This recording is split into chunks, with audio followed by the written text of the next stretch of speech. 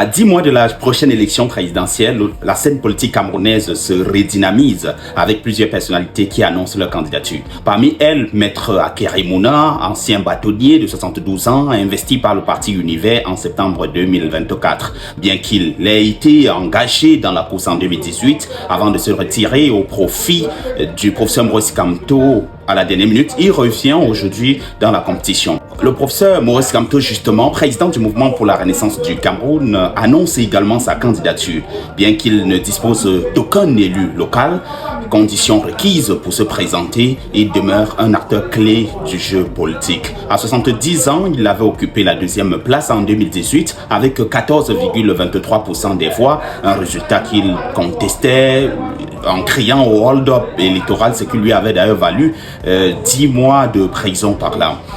Cabral Ibi, autre prétendant de 2018, annonçait également sa candidature. Avec le parti Univers, il avait obtenu 6,28% des voix et s'était classé 3e. Aujourd'hui, à la tête du PCRN, il y a à 44 ans, le député compte bien briguer la présidence et prétendre au siège des Tutsis. Joshua, aussi homme d'affaires de 56 ans et candidat du SDF, fait également son entrée dans la compétition. Il s'était classé 4e en 2018 avec 3,35% des voix, un score qui était très catastrophique historiquement pour le Social Democratic Front.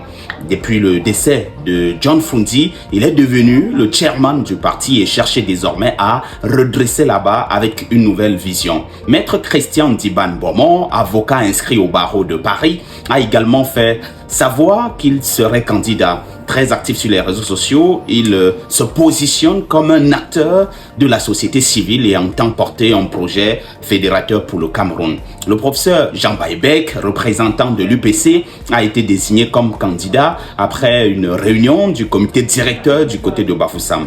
Chirurgien réputé pour son franc-parler, il s'affirme comme une voix alternative sur la scène politique camerounaise. Maître Emmanuel Achou Akbar, avocat au barreau et président du Reform Party, a également déclaré sa candidature.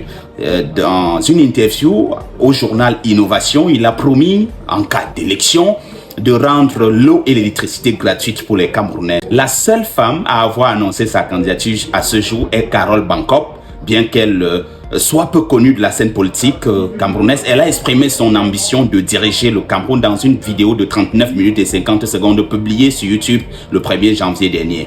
La compétition s'annonce rude et elle pourrait marquer un tournant dans l'histoire politique de notre pays avec l'émergence de nouvelles